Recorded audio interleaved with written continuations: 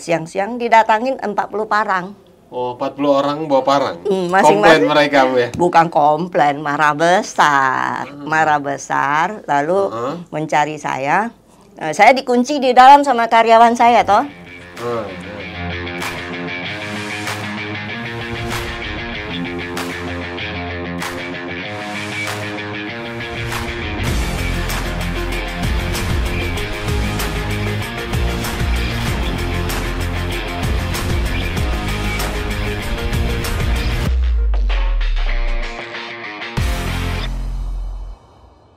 Apa kabar Sobat Ray Podcast?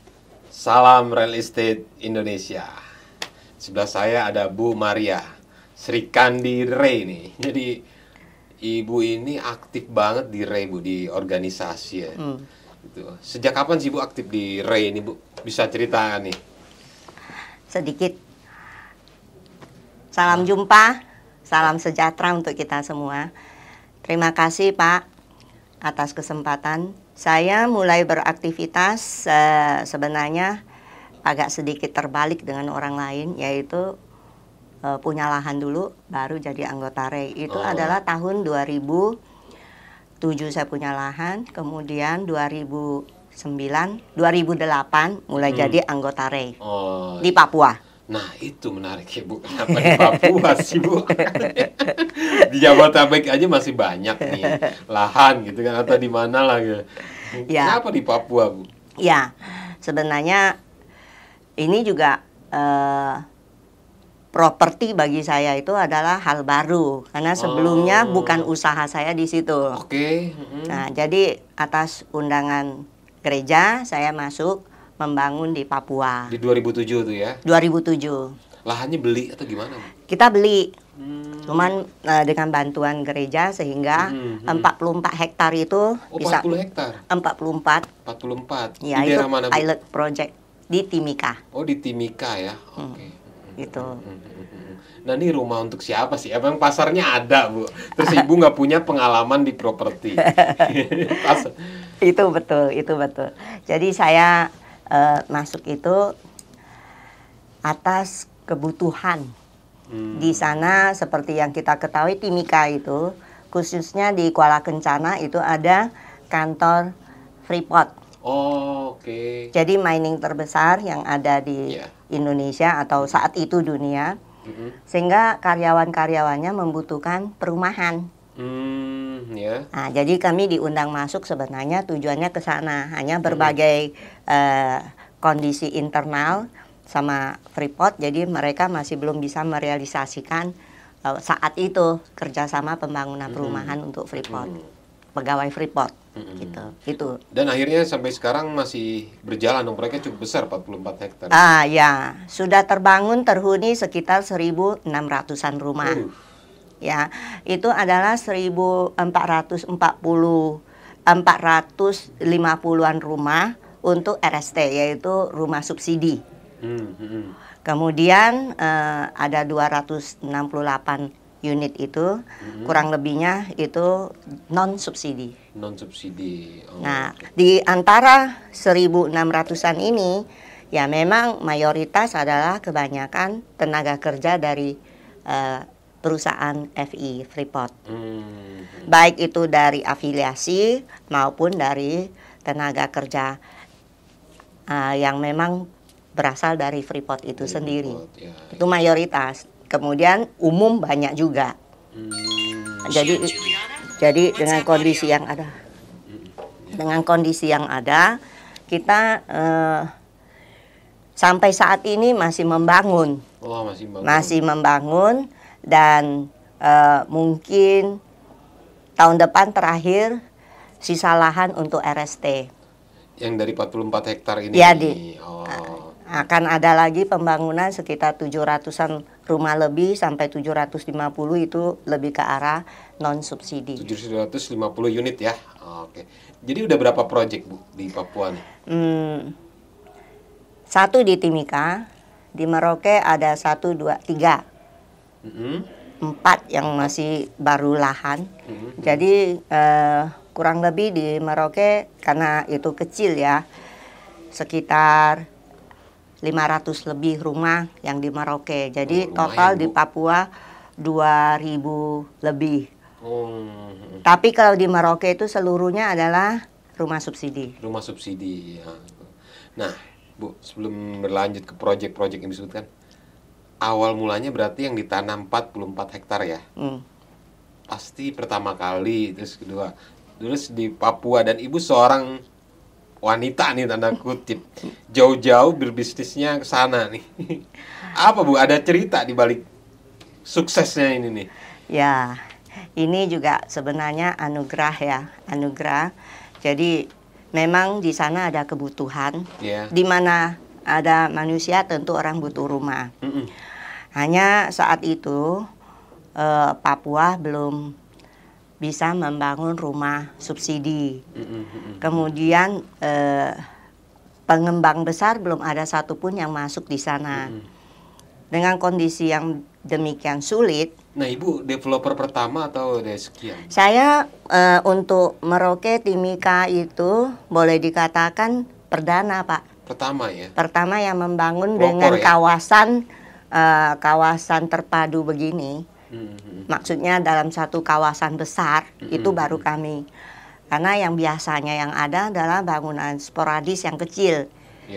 4.600, 5.000, setengah hektar, baru pelan-pelan dikembangkan, dan itu tidak terencana dengan baik. Yang memiliki site plan, master plan yang benar itu baru kami Ibu, waktu saya masuk pertama, karena luas lahannya memadai 44 hektar, baru bisa disusun saat satu. itu kaget kali ya di sana ya? Orang-orang Ya, sana.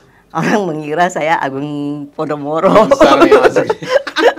Karena lahan sekian luas belum pernah ada. Iya. Tapi sekarang sudah ada di Jayapura, cuman kerjasama.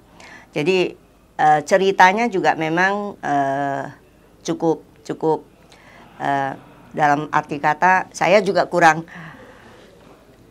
belum pernah merencanakan, tapi tahu-tahu diundang masuk dan masuk ke sana. Dan belum ada pengalaman di properti? Nol.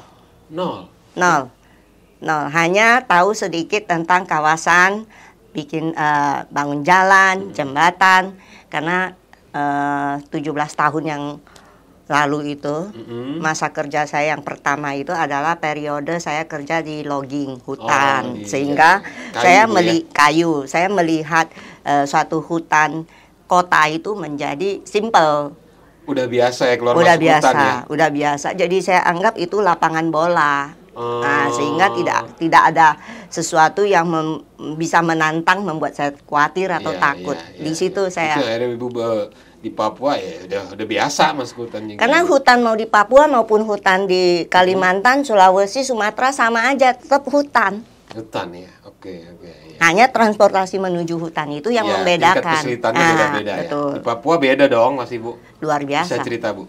Di Papua itu satu tingkat kesulitannya yang saya sampai saat ini masih ada teman juga ingat ya. Jadi ini sebuah kekayaan pengalaman.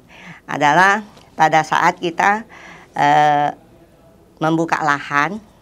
Jadi saya pertama kali buka lahan tuh sekitar 15 hektar, kemudian buat jalan induk namanya boulevard.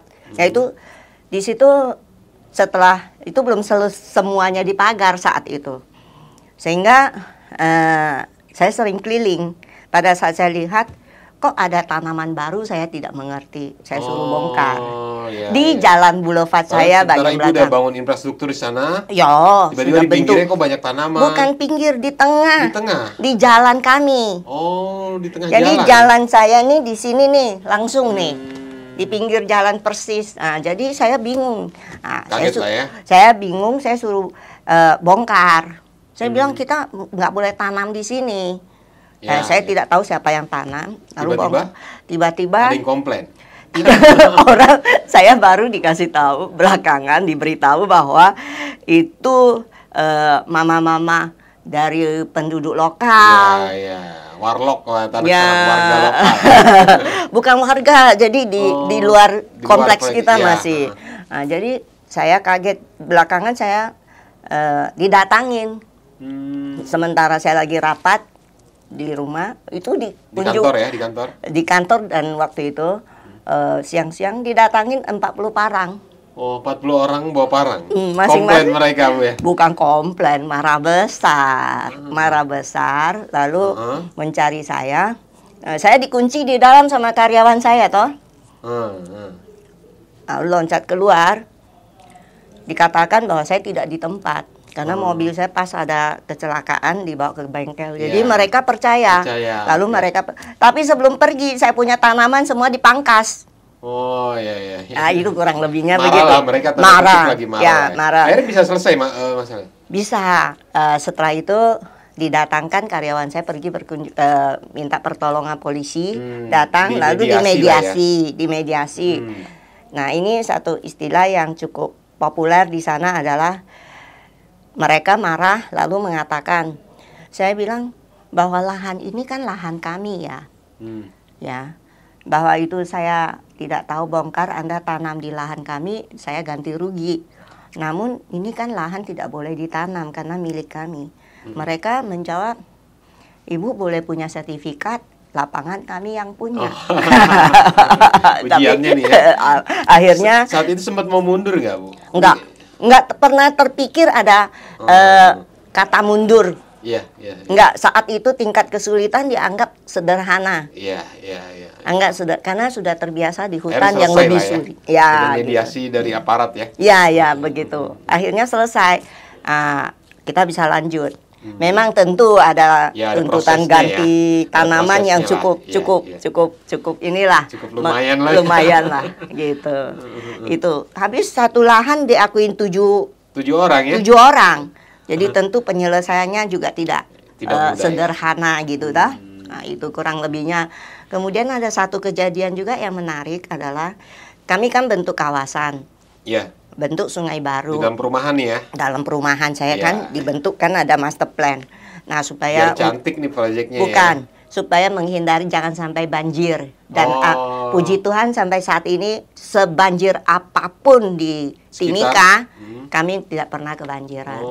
Nah, jadi dengan kondisi seperti itu ada saluran induk atau sungai kecil yang kami buat.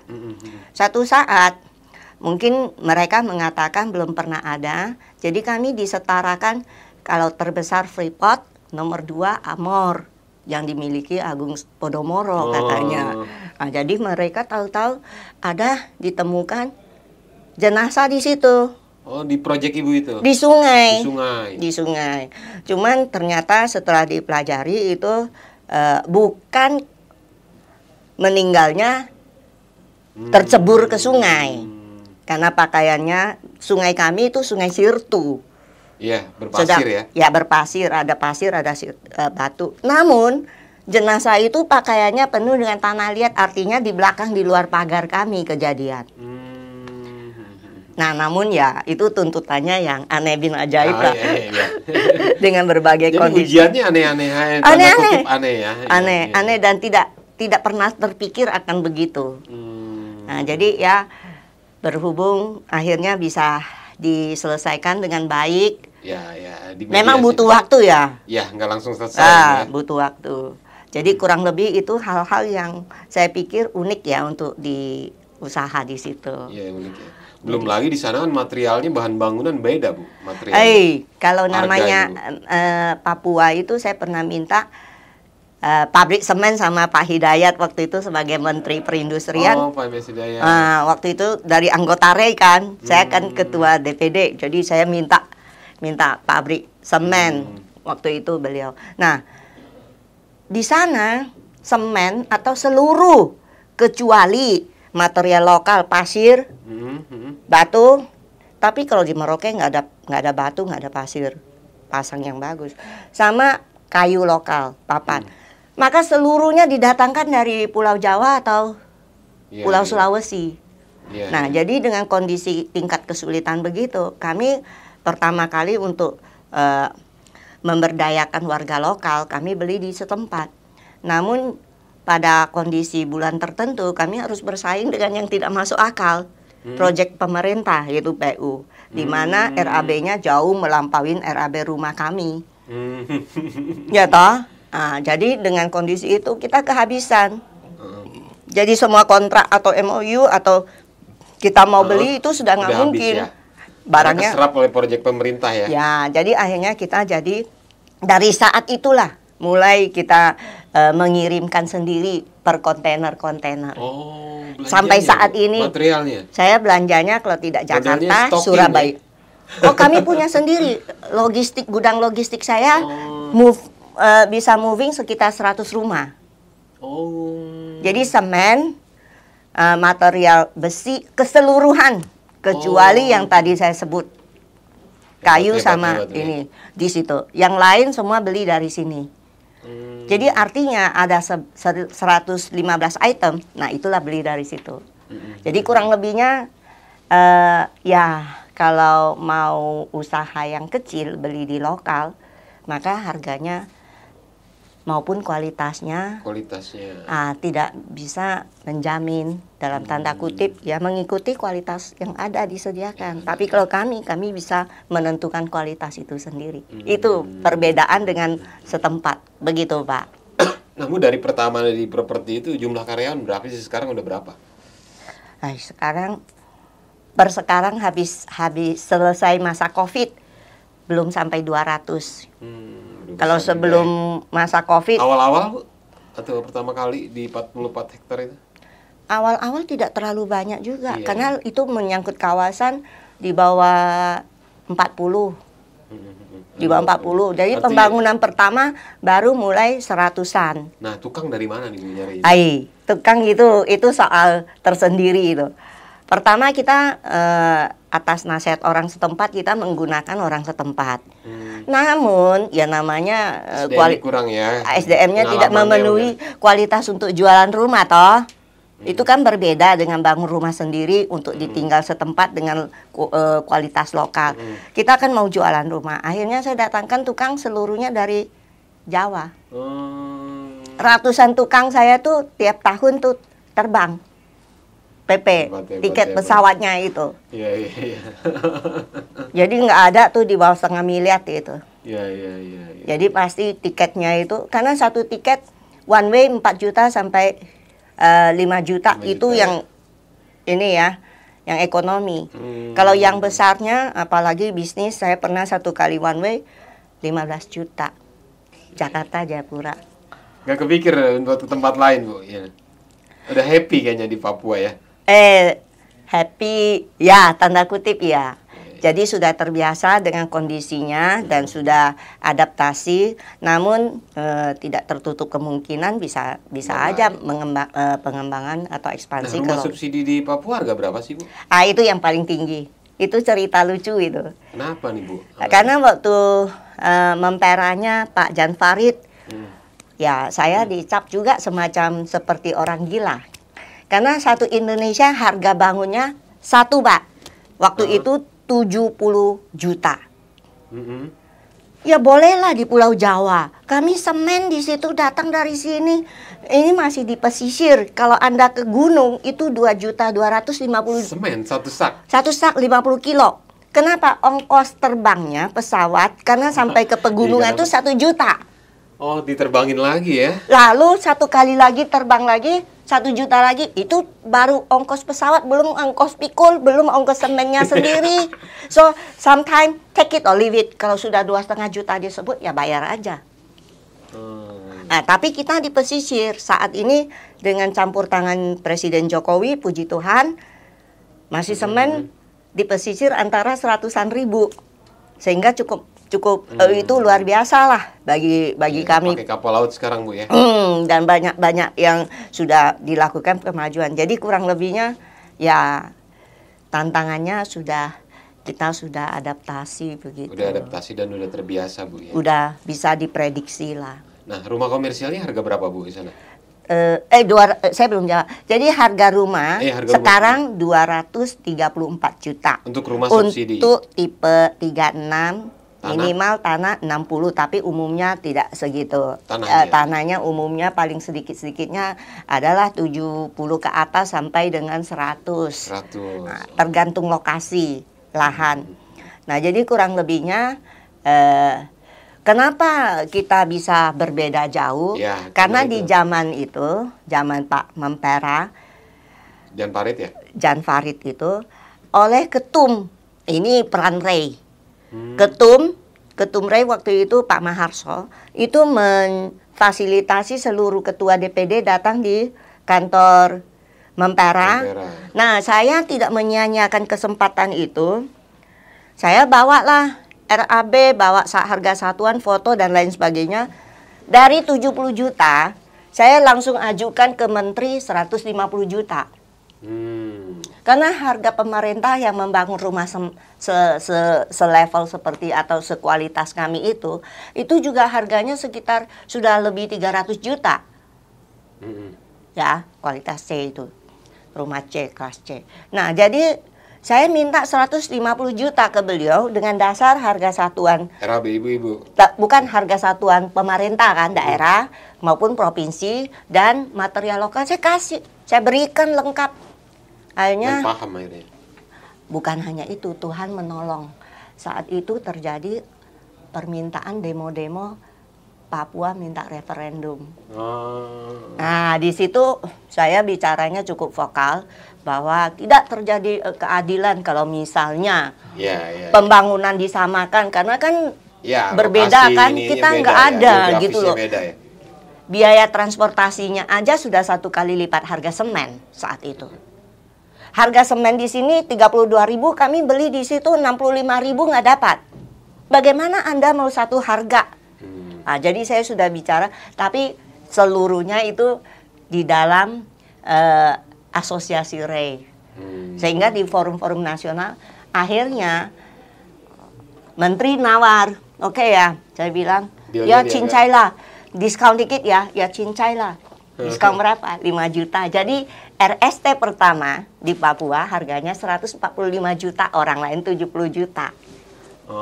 Di situ asal muasal kenapa harga sampai sekarang regional kami paling tinggi. Itu ceritanya. Emang sudah seharusnya kan Ibu ya?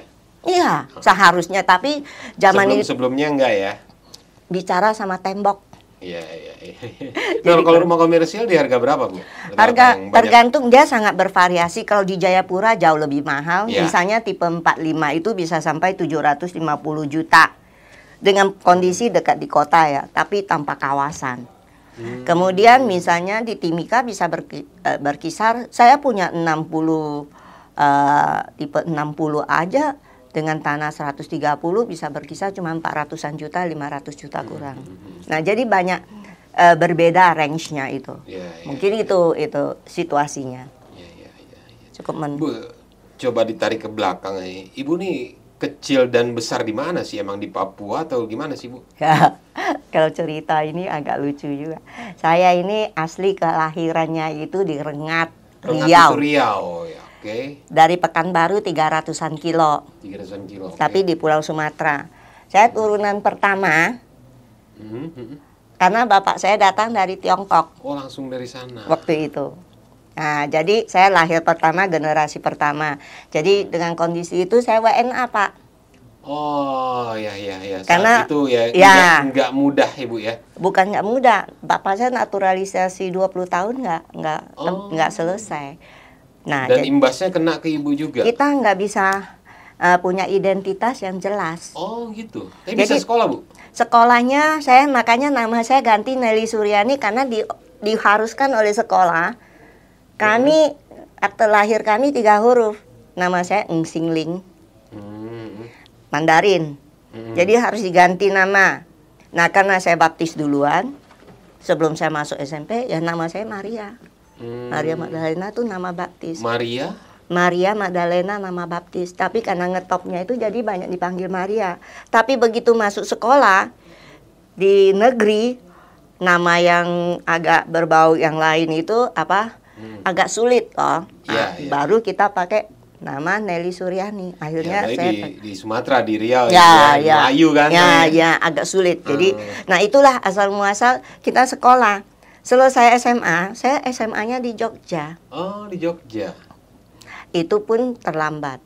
Jadi di situ WNA, nggak bisa kemana-mana.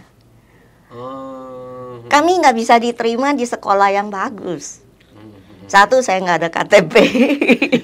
Kedua. Tapi akhirnya punya dong. Hah? Akhirnya punya. Akte lahir ada. Akte lahir ada ya? Justru akte lahir itu yang tidak bisa diterima karena itu. Iya. Nah, jadi dengan kondisi itu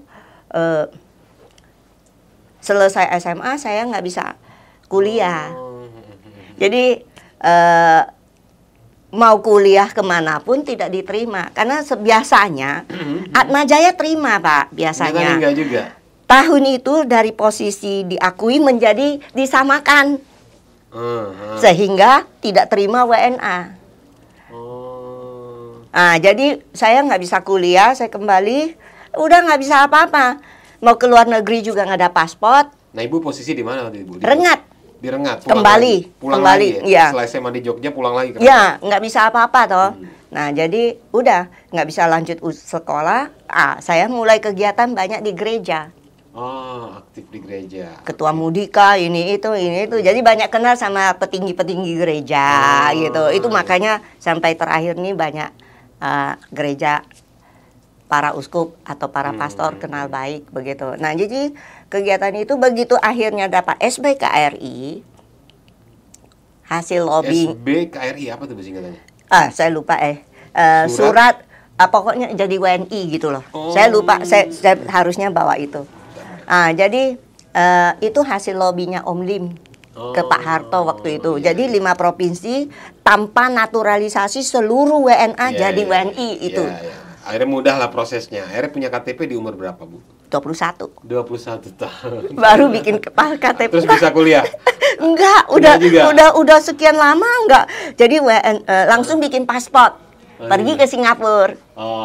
Nah, itu. Jadi ceritanya di situ 4 tahun pulang, udah. Jadi sudah nggak kuliah lagi, kerja. Ke Singapura kerja atau apa? Saya kerja. Kerja sambil saya sendiri. Sesuatu yang tidak pernah. Jadi saya kerja di pabrik pakaian anak. Nginjak mesin jahit nggak tahu. Tapi saya kerja. Gaji saya pertama $220 sin. Nah, jadi waktu itu kalau kita makan satu kali lunch harganya 80 sen sampai $1. Saya hemat itu. Saya 4 tahun. Jadi uang saya ini belajar, saya kumpulkan, lalu saya ambil les malam. Jadi belajar bahasa Inggris, belajar berbagai yang bisa menunjang pekerjaan. Baru kembali ke Indonesia. Begitu kembali ke Indonesia, udah nggak mungkin lagi kuliah. Karena udah tahu dolar Singapura. Udah tahu dolar. Jadi begitu kerja di Indonesia tidak lama kerja di logging perusahaan kontraktor HPH. Udah tahu dolar Singapura, tahu dolar US, mana mungkin menarik lagi. Udah kita di situ aja. Kuliahnya di lapangan ya, di hutan 17 tahun. 17 tahun ya. Saya lihat ada foto-foto Ibu nih, ada di dalam hutan, naik helikopter. Bagian apa Ibu? Logging. Jadi saya bidangnya apa nih? Kan kerja ada ininya. Jadi saya nasib baik. Bos saya tadinya saya sekretaris bos. Oh gitu? Ya, lalu bos saya itu mempercayakan sehingga pada akhirnya karena kami perusahaan kecil waktu itu, saya menangani A sampai Z. Jadi produksi kayu itu begitu ada hambatan, saya turun, saya periksa. Nah, jadi akhirnya saya menjadi tangan kanannya bos. Gitu. Habis itu tidak lama ya saya buka perusahaan sendiri juga, gabung, bos saya juga ikut gabung di situ. Akhirnya 91 ya, saya sudah punya perusahaan. Tahun 91. Di umur berapa tuh, Bu? 30 kurang. Kan saya lahir 59. Ya, nah itu kurang lebihnya lah. Nah, jadi bos saya ikut gabung. Nah, jadi kami sama-sama. Jadi saya kerja kayu cukup lama dan puji Tuhan orang percaya. Jadi setelah banyak hokinya kali Ibu kayaknya. Ya, banyak hokinya, banyak ketemu malaikat penolong. Akhirnya malah ke Singapura ya. Ya. Jadi lucu juga memang. Itu dapat KTP kan harusnya niatnya buat kuliah kan gitu. Habis kelamaan. Udah lupa dengan buku-buku. Jadi akhirnya bukunya di lapangan. Nah, terakhir seperti properti begini. Jadi karena sudah terbiasa sulit, dari awal itu saya tidak pernah berpikir pekerjaan yang mudah. Dan saya tidak menganggap masuk hutan Itu suatu yang karena Anda bisa lihat, saya bisa nyupir berbagai alat berat, ya, saya bisa bawa traktor, saya bisa. Jadi di dalam situ itu milik kami, jadi saya boleh belajar. Jadi saya bisa bawa hardtop, bisa bawa segala macam, bisa bawa speed. Iya. Tinggal helikopter aja yang belum saya coba. Iya. Sebenarnya sama NUH sudah mau ditawarin, cuman saya bilang nggak usah, sudah. Jam terbang saya juga sudah tak terhitung. Karena saya keliling satu Indonesia dengan helikopter. Jadi itu bagi saya sudah biasa melihat hutan. Maka begitu masuk ke hutan di Papua saat pertama kali di kota Papua itu kan, kalau Timika itu yang tanah saya kan 3,4 kilo dari pintu gerbangnya Freeport itu kan kota, Pak. Iya, kota. Cuman masih hutan waktu itu. Iya. Jadi saya kalau tebang pohon itu kan gampang sekali, udah terbiasa. Jadi saya tidur di hutan sudah biasa, makanan hari-hari. Jadi maksud saya mau katakan adalah bahwa wanita tidak diwajibkan harus masuk ke usaha jenis wanita saja. Jadi contoh sumber daya alam, hutan, logging, itu kan sumber daya alam. Saya mulainya di situ. Memang awalnya di Singapura ya, karena memang Singapura prosesnya. Jadi saya juga harus bersyukur saya di Singapura banyak belajar tentang disiplin dan lain sebagainya. Yang mau saya katakan adalah bahwa sebagai seorang wanita, pengusaha wanita itu tidak wajib harus masuk ke kotak feminim saja. Kita bisa kok di usaha hutan. Saya lihat aja foto saya membuktikan bahwa dan tetap feminim di fotonya juga. Tetap feminim, padahal jin semua, tetap jin tutup semua kan. Nah, jadi saya sekarang di ini WKU-nya juga di WKU kita 45 hanya 2, saya sama Bu Koni. Bu Teresia di kepala badan. Jadi tidak membuat kami di itu di Ray sini ya, tidak membuat kami menjadi canggung. Karena saya udah terbiasa di medan laga laki-laki. Menurut orang, tapi bagi saya sebenarnya itu bukan sesuatu yang khusus. Bu ya. Nah, jadi kita berkarya ya menjadi. Jadi satu saya bersyukur adalah waktu itu kalau saya kuliah atau jadi sarjana hukum, karena saya ingin jadi sarjana hukum ya. Mungkin saya nggak bisa jadi pengusaha developer seperti begini, ya toh? Mungkin saya nggak ada pengalaman di hutan, saya nggak mungkin terbang satu Indonesia, ya toh? Nah, jadi banyak hal yang kadang-kadang di dalam setiap kesulitan, blessing in the sky. Nah, jadi dan yang diingat pasti kesulitan-kesulitannya, Bu, bukan kesenangannya ya. Justru salah. Kesulitan itu artinya menjadi bagian momen yang bagi kita ingat terus. Jadi satu warna warna bahwa kita bisa menyelesaikan. Iya, banyak ilmunya. Ya, bahwa semua apa yang kurang atau ada sebuah hambatan jangan membuat kita langkah. Makanya pertanyaan tadi kan, pernah takut nggak? Enggak. Saya pernah masuk hutan di lokasi Maluku pada saat perang itu. Jadi saya hanya pindah pesawat. Jadi pesawat saya sudah tiba di Laha. Saya naik helikopter dari Loreng. Loreng punya Kopassus. Hercules tuh ya. Hercules. Kecil punya kecil ya, yang 13 seat. Di kiri kanan saya senapan laras panjang. Infrared punya. Karena saya adalah mitra usaha dari gubernur. Jadi dari provinsi HPH-nya yang kami kelola, yang kami kerjakan. Nah, saya harus masuk. Saya harus masuk karena karyawan saya ketakutan. Karena perang kan, kami nggak bisa dapat makanan.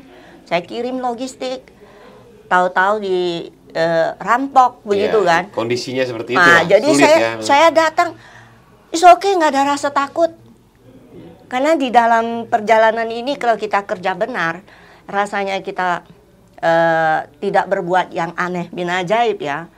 Tidak ada sama sekali rasa kita was-was atau takut. Cuman kita harus waspada, itu iya. Waspada iya. Itu iya. Jadi makanya saya mau katakan adalah bahwa baik itu wanita, baik itu pria, di mata Tuhan sama saja.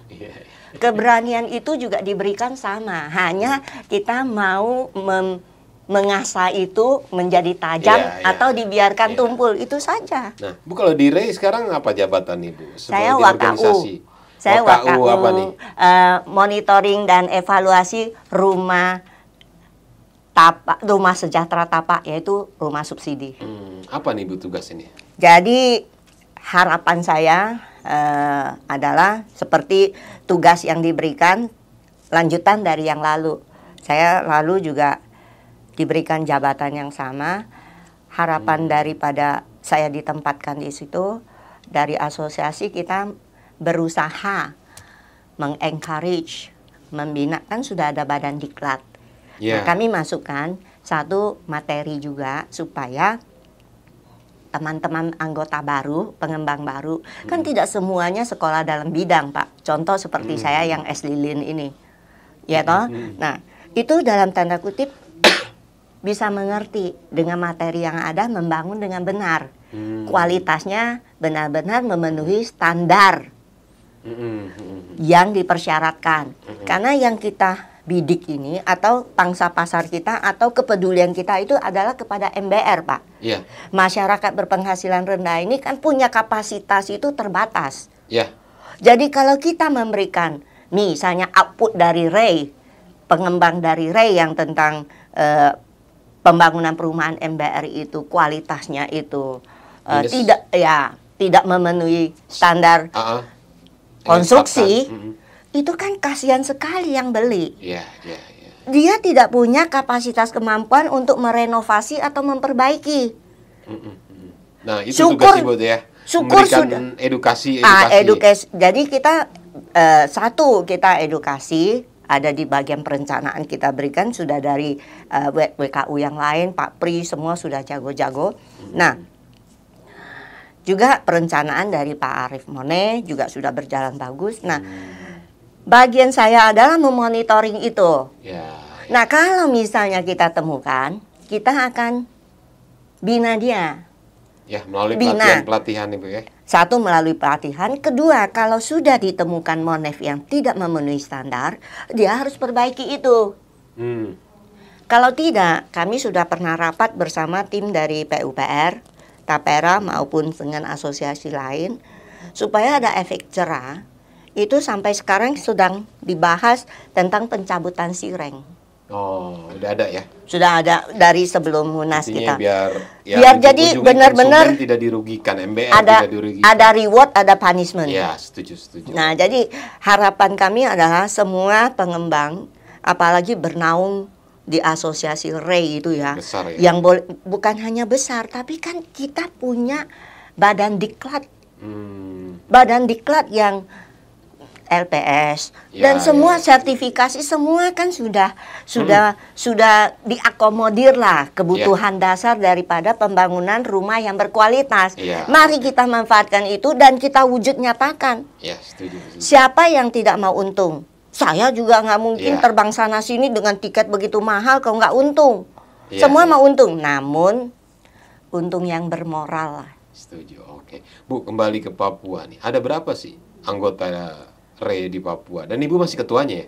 Tidak. Sekarang sejak 2 tahun lalu lah ya. Masa tugas saya selesai. Setiap ketua DPD hanya boleh menjabat 2 masa. 2 periode ya? 2 periode. Nah, saya sekarang di DPP. Nah, Ibu sebagai pelopornya ya sana, ngebentuk DPD Papua Ibu atau gimana? Enggak, DPD-nya sudah ada. Hanya saat itu belum ada yang bisa membangun rumah subsidi dengan benar. Jadi waktu saya masuk, memang saya perdana. Jadi saya memberikan, lalu saya mengajak, mengedukasi teman-teman yang hanya fokus membangun rumah non subsidi. Waktu itu karena ya harga jualnya itu kan nggak masuk akal, Pak. Okay. Yang tadi saya ceritakan. Nah, terakhir setelah harga jualnya disesuaikan, saya mengencourage. Waktu saya jadi ketua DPD waktu itu 17 anggota. Waktu saya selesai itu 60 anggota. Itu untuk DPD Jayapura. Namun sekarang sudah DPD itu sudah beranak pinak. Jadi Bu, sudah ambil diminum, Bu. Ya, sudah beranak menjadi 3 DPD. Dari Papua, lahir Papua Selatan dan Papua Tengah. Papua Pegunungan saya belum mampu karena anggotanya baru 2 di sana. Terbatas juga ini. Jadi itu tingkat kesulitan memang tinggi. Namun saya katakan kepada anggota maupun rekan-rekan semua developer yang di Papua, kalau Anda kerja dengan benar, lahannya dibeli dengan benar, jamin 100% tidak rugi. Jadi tidak usah memodifikasi bangunan konstruksi untuk merugikan kepada MBR. Ujungnya Anda dapat 2 hukuman. 1, kita nanti belum ya, ini belum baru wacana. Nanti akan dapat contoh kalau dari saya pernah, saya tidak terima lagi. Kalau saya bina baik-baik, dia tidak mau, saya kasih kesempatan, dia tidak mau, saya tidak mau terima anggota lagi. Tapi mereka masih bisa pindah ke asosiasi lain. Iya toh, dan bisa lanjut. Nah, sekarang melibatkan pemerintah. Biar ada efek jerahnya. Sekarang kita libatkan untuk ke arah situ. Karena saya sudah sampaikan dan waktu itu Pak Dirjen dengar. Saya bilang, "Pak, saya sudah selesaikan, saya tidak terima pendaftaran lagi dia, tapi mereka masuk ke asosiasi yang lain, ada 2 yang masuk." Nah, ternyata setelah akhir tahun lalu ya, sekarang mulai diwacanakan untuk pencabut, istirahatkan dia dulu lah. Kalau misalnya 3 bulan di istirahat, skorsing dulu lah. Kalau skorsingnya dia ada perbaikan, is okay. Nah, jadi itu intinya sebenarnya ke arah ujungnya ya sama-sama lah. Anda berbisnis dengan sehat. Anda kalau berbuat baik, ujungnya juga Anda terima. Apa yang Anda tuai, apa yang Anda tanam kan Anda tuai. Jadi itu intinya ke situ. Kita malulah Pak ketemu konsumen. Saya punya konsumen kalau ketemu saya dulu Pak, itu sangat cinta loh. "Oh, Ibu datang Bu Maria, Bu Maria." Saya sampai kadang-kadang dikasih tanaman atau apa, kayak umbi-umbi apa macam-macam. Kenapa? Saya bilang kalau kita membangun tidak benar, akhirnya pembeli itu meninggalkan kita juga. Kitanya sendiri yang sulit, Bu ya. Jadi seleksi alam tetap akan terjadi. Itu Pak cerita kita. Oke, Bu. Foto-fotonya nih cukup ini nih, kaget saya. Cukup kaget. Tapi ya itu, makanya hutan yang begitu berat. Nggak kaget juga masuk di Papua bisnisnya. Oke Bu, makasih waktunya udah mau hadir di Repodcast, semoga memberikan inspirasi buat Sobat Repodcast ya. Terima kasih. Terima kasih. Sampai jumpa.